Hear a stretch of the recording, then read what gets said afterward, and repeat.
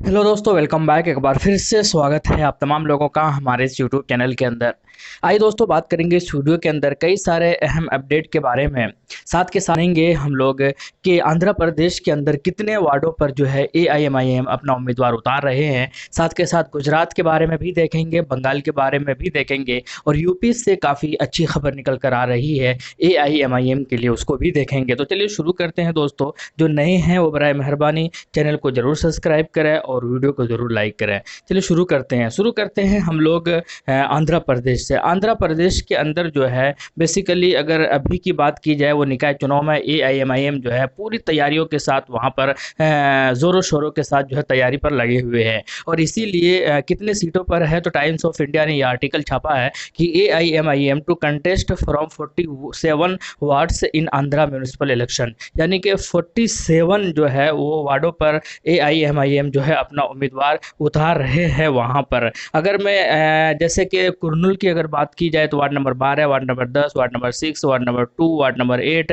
Ward number 9, ये इन इन जगहों पर भी एमआईएम अपना उम्मीदवार उतार रहे हैं। इसी तरीके से नंदयाल की अगर बात की जाए तो ward number 2, ward number 3, ward number 6, ward number 10, ward number 12, ward number 35, ये जो है अपना उम्मीदवार उतार रहे हैं। और ये सिर्फ जो है, इनके अलावा आपको आडोनी के अंदर एमआईएम अपना उम्मीदवार उतार रहे हैं, इसी तरीके से हिंदूपुर के अंदर उतार रहे हैं और इसी तरीके से जो है कादिरी के अंदर उतार रहे हैं। तो इस तरीके से एमआईएम जो है टोटल ओवरऑल अगर एआईएम उम्मीदवारों की बात की जाए तो 47 उम्मीदवार जो है आंध्र प्रदेश के निकाय चुनाव के अंदर अपना उम्मीदवार उतार रहे हैं। साथ के साथ काफ़ी ज़्यादा अभी असदुद्दीन ओवैसी साहब वहाँ पर स्पीच दे रहे हैं, वहाँ पर खिताब कर रहे हैं और उम्मीद यही है कि वहाँ पर भी गुजरात की तरह ही फतेह हासिल हो। और उम्मीदवारों की अगर बात की जाए तो हर तरीके के, हर कास्ट के लोगों को जो है उम्मीदवार बनाया गया है। न सिर्फ मुसलमानों को दिया गया है बल्कि हमारे हिंदू बहनों को भी टिकट दिया गया है, हिंदू भाइयों को भी टिकट दिया हुआ है। और अगर दूसरे लोग को जो जो सही माने में एलिजिबल थे उन सबको उम्मीदवार बनाया गया है। और ये फितरत है, अब ये चीज़ें जो ये खासियत बनती जा रही है एआईएमआईएम की पार्टी की कि वो हर लोगों को चूज़ करके हर तबका के लोगों को जो है उम्मीदवार बना रहे हैं और सबको सियासत में बराबरी का मौका दे रहे हैं। इसका बेस्ट एग्जांपल आपको मैं बता दूं, वहाँ पर गुजरात के अंदर एक महिला दलित को भी टिकट दिया था और उनकी जीत भी हासिल हुई थी और पूरे हिंदुस्तान के अंदर उनका वाहवाही भी हुआ था। हालांकि ये चीज़ें पहले से भी हो रही थी लेकिन अब जाकर जो है थोड़ा सा ज़्यादा एआईएमआईएम के नज़र में आ रहे हैं। इसके अलावा मैं एक और चीज़ें बता दूं कि गुजरात से खबर ये है कि 124 मुसलमान को जो है वो सूरत, यानी कि सूरत के अंदर जो है बाइज्जत बरी किया गया, ठीक 20 साल सज़ा काटने के बाद। आप समझ सकते हैं कि 124 जो मुस्लिम भाई है उनको सज़ा दिया गया था और वो जो है 20 सालों तक वो जेल में रहे और फाइनली 20 साल के बाद जो है, एक अरसे के बाद जो है उनको बाइज्जत बरी किया गया और उनसे कहा गया कि आप जो है निर्दोष है। लेकिन आप ये समझ सकते हैं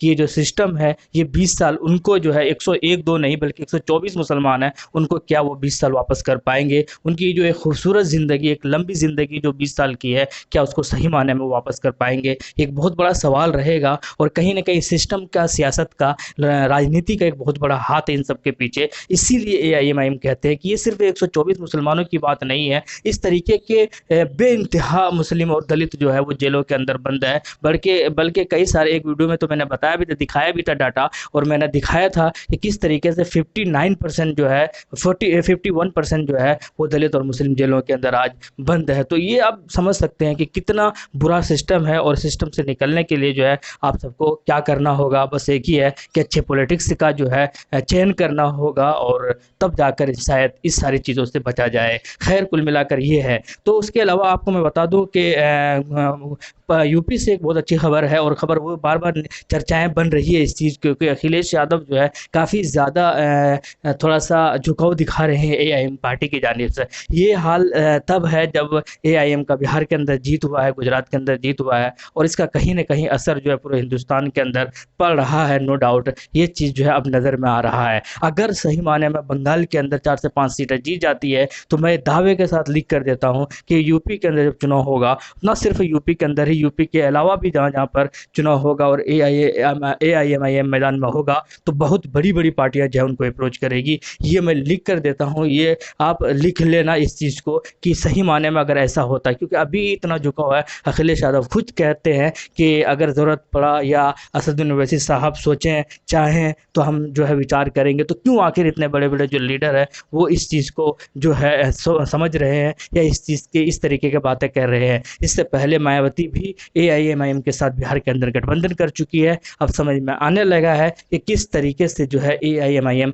अपना परचम जो है बुलंद कर रहे हैं और लोग इसको मान रहे हैं। इसके अलावा मैं आपको बात बता दूं यहाँ से बंगाल से, तो बंगाल के अंदर जो है अभी तक फाइनल हालांकि हुआ नहीं ऑफिशियली, लेकिन ये निकल कर आ रहा है सूत्रों से कि 22 से 24 जो है अपना उम्मीदवार मैदान के अंदर उतार रहे हैं और उम्मीद यही है कि उन्हीं 22 से 24 उम्मीदवारों पर AIMIM की पार्टी चुनाव लड़ेगी। अब ये देखना होगा कि फाइनल डिसीजन क्या होता है और ये 23 तारीख तक आपको पता चल जाएगा कि कितना उम्मीदवार है जो है मैदान के अंदर उतरेंगे। और इसलिए क्योंकि 23 तारीख से ही जो है बंगाल के अंदर AIMIM अपना चुनाव और कंपेनिंग यानी कि चुनाव का जो प्रचार है प्रसार है वहाँ से स्टार्ट होगा, यानी कि 23 तारीख से तारीख तक थोड़ा सा आप इंतज़ार कर सकते हैं। और वहाँ से फिर अच्छी बात यह है कि AIMIM ने वहाँ पर अपना उम्मीदवार उतारने का फैसला किया है जहाँ जहाँ पर ISF के अब्बास सिद्दीकी साहब अपना उम्मीदवार नहीं उतारेंगे। तो ये एक बहुत ही खूबसूरत जो है एक नज़ारा होगा और बड़ी अक्लमंदी वाली बातें होंगी